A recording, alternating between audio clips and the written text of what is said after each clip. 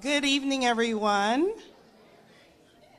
Welcome to Melrose. I am Melanie Hill Anderson. I am the proud principal. I want to welcome you tonight to our wonderful school, and we are so honored to host this event. And so now I am going to turn it over to our school board member, Caprice Edmond.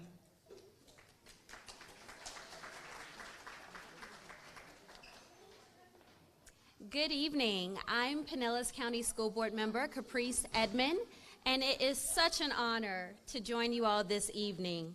Thank you all for being here, and thank you Principal Hill Anderson for hosting us at the beautiful Melrose Elementary School.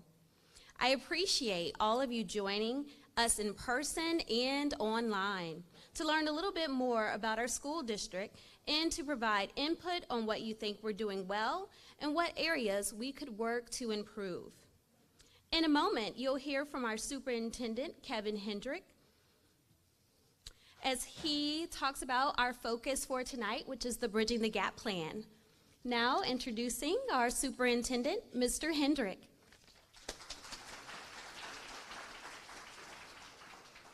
Thank you, Ms. Edmond, and thank you for being here to kick us off. But I also want to thank School Board Member Laura Hine, who is here as well. Thank you, Mrs. Hine, for being here this evening. I, too, want to echo my thanks to Principal Hill Anderson and all the Melrose Manatees. You may have been welcomed by the band out front tonight. They're doing a great job, and they've had a busy day. They had a group of principals here today that they also helped facilitate. So there's some of our young men right there. They look sharp, and they did a great job outside. So this evening is the 6th of 8 Listen and Learn sessions that we've had starting in July.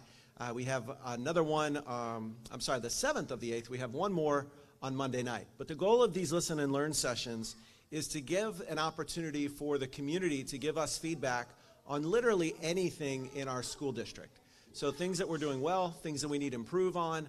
But each of the sessions also has had a theme. And those themes are things that we want to dig a little bit deeper into and get additional feedback. And so tonight's theme is the Bridging the Gap plan, but some of our other themes have been around the student experience in our schools, the staff experience for our employees. We had one on the arts and how we can work better with our partners in the arts. We even did one with our business leaders and did a similar session. So tonight's on the Bridging the Gap plan, and I'm going to give you some historical knowledge on the plan in a little while. But as we go through this session tonight, we will look at our district strategic plan. We'll take a look at our Bridging the Gap plan and give you some information on it and how we use it to improve student achievement and impact other areas of the district. We'll talk a little bit how our continuous improvement session works, and this is part of that continuous improvement. And we want to get feedback from you, both here in person and online, about our programs in the school district. Tonight, you will have the opportunity for direct feedback on the Bridging the Gap plan, your experience with Pinellas County Schools, and also areas for success and growth, really, in anything in our school district. But to start, before we get to those areas, I want to give you just a high-level overview of the district. We're governed by a 7-member school board, 2 of which you've met here tonight already. We have over 13,000 employees in Pinellas County, which makes us the largest employer in all of Pinellas County. Of the 1 million residents, we are by far the largest employer. You can see over 7,000 of our employees are teachers, over 5,000 support staff individuals, and a $1.8 billion budget that our school board just approved this week. We have over 120 schools and centers in which we have principals and students at every single day. We have 3 adult education centers, 2 technical colleges, including Pinellas Technical College here in St. Petersburg, and our board also governs the 20 charter schools that are in our school district. In terms of the budget I just mentioned, we have an operating budget and a capital budget, and of that budget, 80 cents on every dollar goes towards teaching, library materials, transportation, supervising and counseling students directly to students in our classrooms. 12 cents on every dollar goes towards the maintenance of our buildings, the acquisition and property and construction of those buildings, and making sure they stay up to speed, including things like renovating schools like this beautiful school we are in tonight. 4 cents on every one of those dollars go towards staff training, curriculum development, and ensuring that we have the right resources for our students. And then 4 cents on every dollar goes into central and fiscal services, things like payroll and ensuring our risk management, insurance, and those things are up to speed. And so as a school district, with our board and the way that we operate with transparency and accountability, we feel it's really important as we go out into the community and solicit input that we let you know those things are all available, who our board is, who we are, where our schools are, how we use our budget on our district's website. This year, as I began as superintendent in July, on July 1st, and we started the school year, I made a big emphasis with our principals first and then with all employees around who we are as a district and leading with core values. And so at the start of the year, we focused on our vision as a school district of 100% student success. We've had that vision for over a decade, and most of our employees could tell you what that vision is. Then when we get to our mission of preparing each student for college, career, and life, and you look through what we do as a school district, you'll see lots of parts of our plans that focus on sort of that academic part, the part about preparing students for life after school and the skills that go with that. But as I challenged our employees at the start of the year around how do we get to that vision and mission, it was pretty obvious and not a surprise that we weren't all on the same page with the core values. And we have 6 core values as a school district, and we spent a lot of time at the start of this year focusing on those. And our employees that are here tonight can attest to that, and I've used this sort of curve of forgetting that you have to keep repeating these things and keep engaging in the work so that we remember them. But I bring these up tonight and at each one of these sessions to let you know that in order for us as a school district, and frankly the entire community, to achieve the goals that we want to achieve, we have to operate from that same page. And those 6 core values are a commitment to children, families, and the community. As a school district, we must be committed to our children.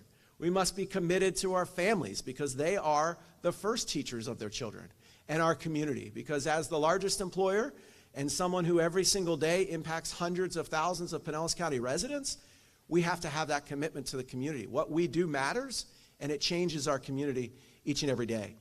Respectful and caring relationships is critical in our schools, student to student, adult to student, families to employees, families to their children, all of those pieces of respectful and caring relationships. It moves some of the pieces in our Bridging the Gap plan that we'll talk about, but we spent time talking about that.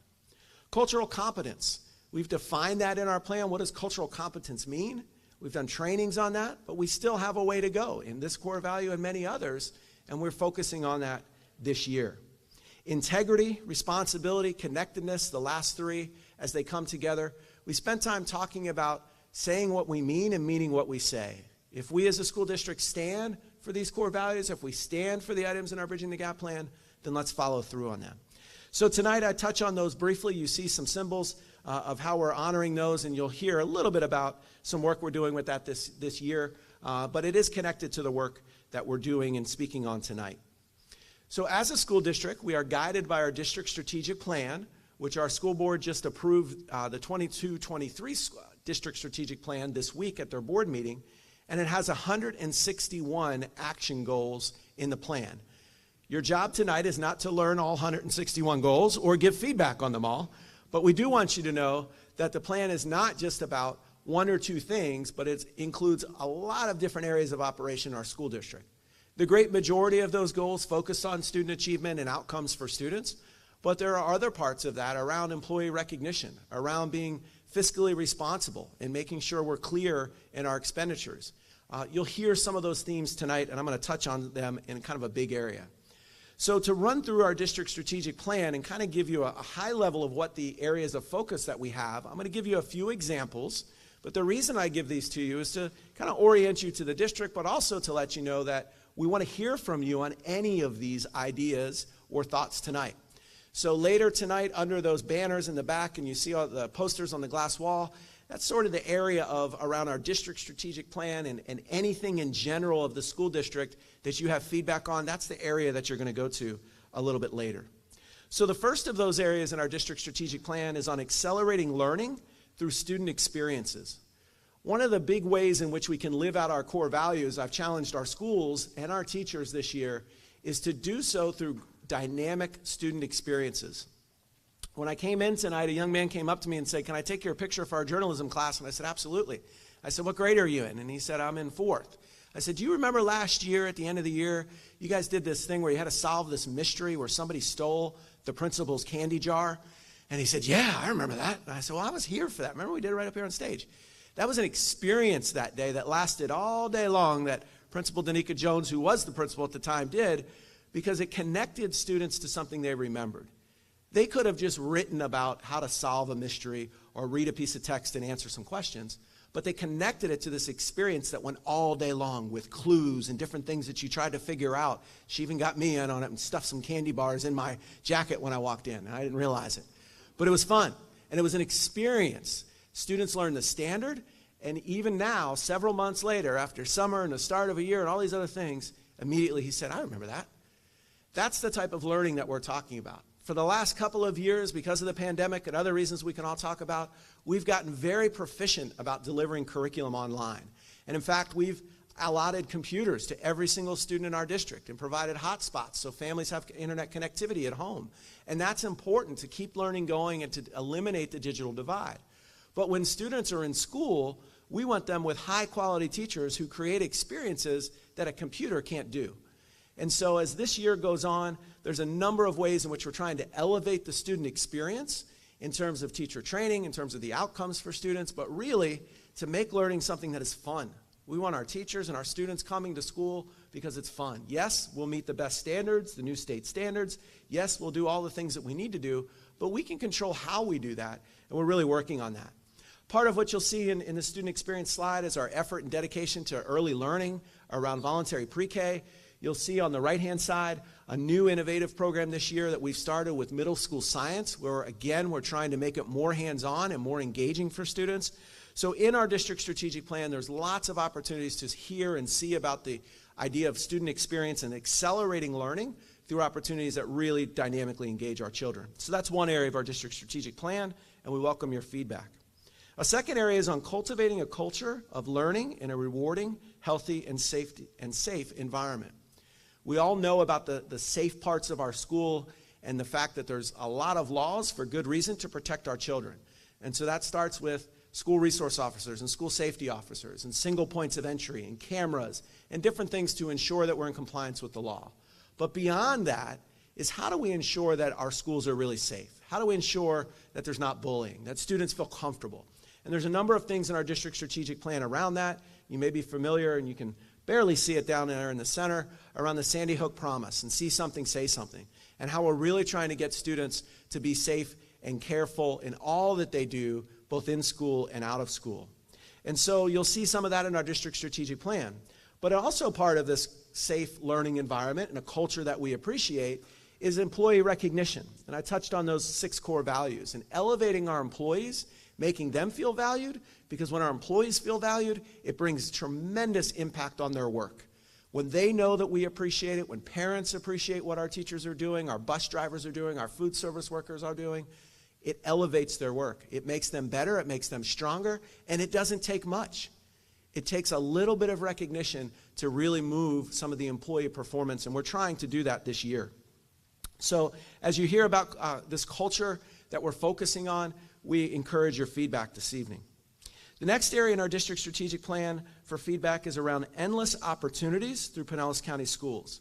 You're probably familiar with our choice programs. We have over 80 district application programs, including one here at Melrose Elementary for journalism that feeds into John Hopkins and then to Lakewood High School. So part of our job as a school district is to give students choice in their learning, but also in those career paths. And so there's a poster tonight that will give you an opportunity to give us feedback on those programs. You can see a few of the new ones there tonight. But that effort to give every student an opportunity is critical to our district strategic plan. Included in that is facilities. We are a district that is about 110 years old, but it doesn't mean that our buildings need to look 110 years old. And so over time, we've replenished, we've renewed, we've refreshed, and in some cases, we build brand new. And we are so proud of this building that we're in tonight. In other cases, we refurbish, like we did at St. Petersburg High School, and it looks beautiful, and it's been restored to some of its original intent. But that focus on facilities and endless opportunities is something that we feel strongly about in all ends of our county and district, and it's captured in our district strategic plan in terms of making sure our facilities are top-notch for our students, our staff, and our community. We highlight partnerships as well in this area. The Pinellas Education Foundation and the president, Dr. Stacy Beyer, you'll see there, has helped to elevate some of the programs in our schools, including something called the Pinellas Early Literacy Initiative, which kicked off last year at 8 schools, including here at Melrose Elementary School. So that's another area for focus this evening. The next is in preparing each student for success in college and careers. This morning I had the opportunity to meet with our brand new 17, one for each high school, college and career center managers. It's a commitment that the school district made starting 5 years ago to really improve the outcomes for students in our high schools and give them every opportunity to pursue a college education, a technical education, life after high school that is matched to their best needs. And whether that's going to the University of Florida, St. Petersburg College, Pinellas Technical College, right into the workforce, whatever that is, we felt that we could do a little bit better in the way we prepare students, not from the core academics, not that that couldn't also improve, but especially from the counseling side of it. And so it started with elevating excellence, which you see a little bit about on the right-hand side, and started to include some summer seminars. And Dr. Brinson, who's here this evening, our Minority Achievement Officer, started a college cohort program, and we've continued to build, to this point tonight, our board rededicated resources so that every single high school in our district has a college and career center, a physical space, and a full-time individual whose sole purpose is to support students in the college-going process, including mentors to match them up beginning in 9th grade and all the way up to 12th grade. So we welcome your feedback on how we're preparing students for college and careers. I mentioned one area, but there are many. The next area for feedback is on how we deploy our resources. Pinellas County Schools, like all school districts across the country and many municipalities and frankly private businesses, has been the benefit of government relief funds over the last couple of years. So our board has approved how we're spending those funds in accordance with the intent of those dollars, and part of our plan this year is making sure we use the dollars for how they were intended, but also not to put the district in a place where it creates a fiscal cliff when the money runs out a year from now or 2 years from now. So part of our plan is around that, and we welcome your feedback. The last part, and it's not in sequential order, but I saved it for last on purpose, is on closing achievement gaps through equity with excellence for all. So tonight, I'm going to spend a few moments on the Bridging the Gap plan, but I first wanted to frame some of the other ways in which we're closing achievement gaps with equity with excellence for all in our district strategic plan. This idea of equity with excellence for all and the definition of how we define that is part of our plan, but essentially it means that we're finding the academic, social, and emotional supports that every child needs and meeting those needs. For some, it may be an academic support. For others, it may be a mental health support. For others, it may be supports with family structures. It may be behavior. It may be supports to accelerate learning. Whatever that is, that's our definition of equity. And in our plan, you're going to see a number of places in which we do that. One example is with students who struggle with literacy, particularly in the early grades. So there's a number of initiatives our board has supported in the last 5 years to really accelerate early learning, especially in literacy, because you can close gaps in literacy much easier with a first grader than you can with a 10th grader. And so some of those are contained. You see the Pinellas Early Literacy Initiative I mentioned earlier. Reading Recovery is one, where we're supporting our most struggling students in first grade classrooms with one-on-one support to close achievement gaps very early, get them back to grade level and back into regular proficiency and literacy skills as a 6-year-old. Another is in gender, closing gender gaps. I hate to say for all of the men in the room, but we do not read as proficient as our female colleagues. That's the truth. It's true both as adults, but especially in state test scores. And so there's programs, again, this is one with our Pinellas Education Foundation, where we're working to interest boys more in reading at an early age, helping to choose books that better interest them, equipping them with strategies, and in so doing, it doesn't disadvantage females. The strategies are good for all readers, but it especially advantages males when you include movement, you include things like water, and the opportunity to move around. Believe it or not, it makes a big difference. One of those is a boys' book reading battle. And so several of our schools have participated in this competition style based on books that interest boys. So there's lots of ways in which we're trying to close achievement gaps. I hit a couple. There's many, many more in our district strategic plan, including students with disabilities, a whole host of others. But the one we're focused on this evening specifically is the Bridging the Gap plan. So I want to give some context for our Bridging the Gap plan, and you can see quite a bit of it here on the slides. But our achievement gaps between black and non-black students in Pinellas County schools has been a long-standing concern, issue, and problem for our district to fix. 10 years ago, our district first developed a plan around solving this, in part because it was the right thing to do, but also in full transparency as a result of a resolution to a state court case, a class action lawsuit, in which Pinellas County Schools agreed to expand the existing plan and implement a multi-year plan that would include adoption by our school board of the plan. The comprehensive plan was developed with input from the plaintiffs in the class action lawsuit, from teachers, staff, families, community members, and is now embedded within our district strategic plan that our board approved this week. And as I mentioned, it's under the strategic direction of Equity with Excellence for All. The Bridging the Gap plan, it is now known, was board approved by our school board in May of 2017, so it's now starting year 6, and we review it each year. The plan itself is developed around 6 goal areas. Goal 1, graduation rate. Goal 2, student achievement. 3, advanced coursework. 4, student discipline. 5, special education identification. And 6, minority hiring. And this evening, when we ask for feedback, the posters in the room are organized around those 6 goals. So goals 1 through 3 will be on this side of this space, and goals 4, 5, and 6 are going to be on this side. The plan itself, the annual report, the annual evaluation of the report, and the specific goal metrics are all annually reported on to the community in a final report, but also done so each quarter. And we work with the plaintiff class, COQUEBS, the Concerned Organization for Education Quality for Black Students. I may have messed that up, one letter.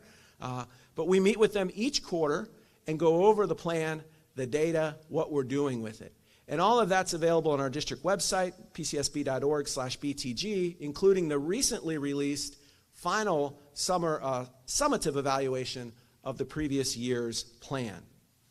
Within the plan each year, now again in year 6, some of the metrics have moved quickly. Other metrics have not moved at all. And in fact, the pandemic hurt some of the metrics and even caused some to take a step backwards for, again, some of the reasons that we could all talk about. But what we do each year, and frankly each quarter, is to continuously look at the strategies, the outcomes, the resources that are allocated, and find ways in which we can continue to move things forward. And so part of that process brings us to this evening when we're asking for your input. What are your suggestions and strategies and tactics to continue to improve in these 6 goal areas?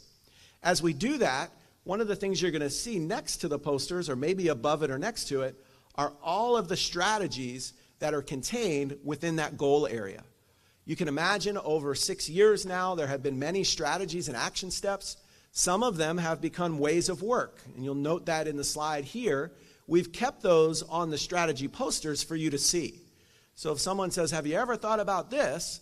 Well, the official actions are all there. Some of them are completed, right? Some of them, for example, around scheduling and the way that we counsel students and make sure that we have access for advanced coursework. Some of those steps are concrete, they're really clear and linear. We've completed them and we're moving on to the next thing. Other parts, when you talk about the reading process, for example, that's not a linear solution. It's not as simple to say, train the teacher, the score goes up. There's a lot of other factors that go into reading that aren't yet ways of work and haven't moved the needle to that extent. So when you look tonight, you're going to see current action steps. You're going to see things that are listed as ways of work. And you're also going to see new action steps, ones that are brand new for this school year. And so we will continue to work with the community, work with experts in each area, and try to improve the plan each and every year. And tonight, we'd like to hear from you around those areas. Additionally, tonight, some other areas to give feedback on is around the student experience. I talked about that briefly earlier, but we really are focused on engaging our students in learning that's meaningful to them, that's at the rigor of the state standards, and that produces outcomes that we all want for all children. So there's a couple of ideas in the center there for you to provide feedback on stakeholder engagement, how we engage our students, and in particular, I already mentioned our district application programs, but another focus as part of our district strategic plan is really around middle school education. We can't change the age of students in middle school or the tendencies of 11, 12, and 13-year-olds, but we can change the experience. And so that's a part that we've been asking at every single of these Listen and Learns is, what ideas do you have to improve that middle school experience? So you can see some of those questions, but those posters are over here on the windows straight ahead of me. And so tonight, the process for providing that feedback is like this. When we break in just a few minutes, you're free to go up to any of the posters, and you're going to see on the posters, some that are over here especially, an opportunity to rate us on a Likert scale. So there's stickers next to the posters. You could take up the little dot, put it up there anywhere between very satisfied, unsure, very unsatisfied on a number of factors. Some of the factors ask questions like, in what way, especially over here, is it best for us to communicate with you? We're again talking about stakeholder engagement. And so you'll just take the sticker and rate it in there. On a lot of the posters, though, there's the opportunity to write things down with sticky notes. And so you can do that at whatever area is important to you. So the format tonight is not that you have to go to every single poster and get death by sticky note, but instead you go to the ones that interest you. And so if graduation rate and student achievement are your chief concerns and you'd like to spend most of your time there, you may. And at each of the posters, a member of our district's leadership team, and in particular for the 6 goals, the individual who leads that goal will be at the poster. So if you have questions about action steps, strategies, ways of work, you have additional ideas, and you'd rather have a conversation, they're there to also listen, take notes, and keep those recordings for that feedback. Or if you'd simply like to just silently do it and put that feedback up, you may do so. But the design is that you give as much or as little feedback as you'd like, and then when you're finished, you're free to go home. You're not captured, there's no wrap-up speech or anything like that. You can stay as long as you'd like and give that feedback. In addition to providing the feedback and talking to the district leaders that own each of these goals, myself, Board Member Caprice Edmond, and Board Member Laura Hine will be here kind of in the center, and we are free to talk and discuss any topics or issues of importance to you and your families, and we'll be here as long as we need to talk to each of you individually. You can see those feedback areas there on the screen. I think I've mentioned each of them, and there's a number of folks watching online who have the same opportunity to provide that feedback online this evening. So on behalf of our board, I want to thank you for coming out this evening and having the opportunity to provide input to us. We look forward to that input both in writing and in conversation. And so at this time, I'll ask you to stand up, start making your way towards the posters, and we look forward to your feedback this evening. Thank you so much.